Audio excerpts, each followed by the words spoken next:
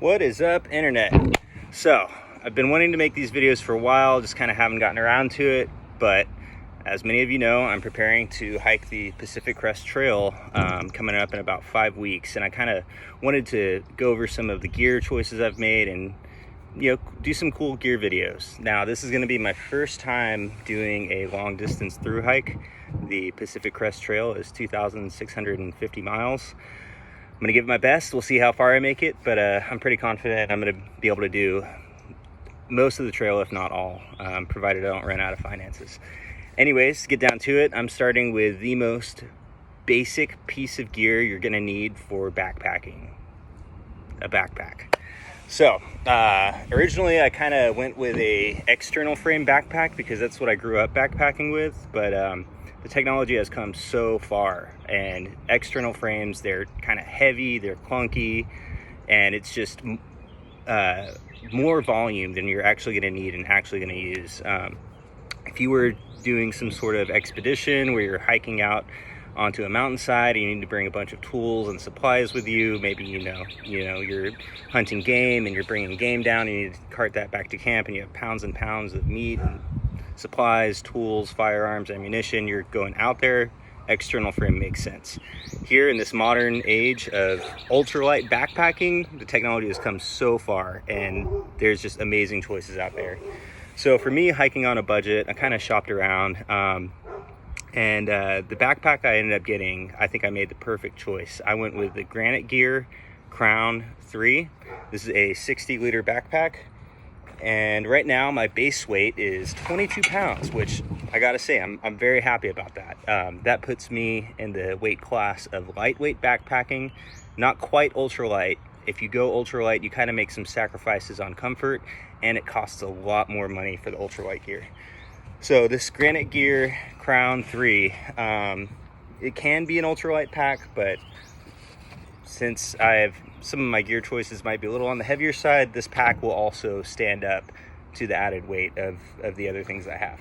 So this is what we're working with. That's only 22 pounds.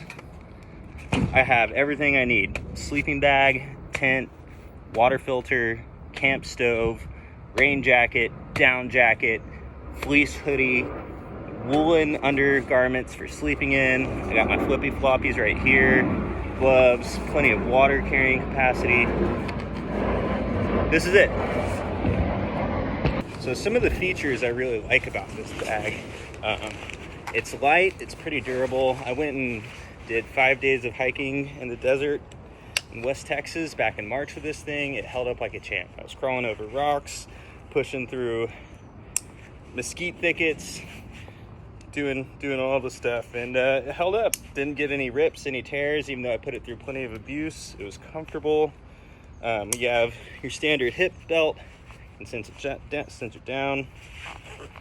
We have 2 chest buckles. You can spread those apart and help distribute the weight evenly, so it's not pinching on one part of your shoulders. Sometimes you get those ones that kind of pull together on your shoulders right in the middle of your chest. This doesn't do that. It's pretty good. Plenty of places to attach stuff on the straps. I have my GPS signal device, my buff, a little mini trail knife, long handled titanium spoon, all the necessities. Also got these pockets here for gadgets, gear, whatnot. Keep my water filter in this one, and then good easy access to my bottles right there. Boom. These side pockets are huge. You could fit 2 3-liter bottles on each one of these side pockets. This is a great pack. I got mine for $170 on InWild. They were having a sale. I snatched it up. So thank you to InWild.com. Great place to get gear, especially if you're trying not to buy everything on Amazon. There's a few features that I actually removed from the bag. Specifically the brain. This sits on the top of the bag. This was just extra storage space that I felt like I didn't really need. Took it off to conserve a couple of ounces of weight, and kind of the philosophy that I've heard with backpacking, the more space you have, you're gonna try to fill it up. So I didn't need it, I'm not bringing it.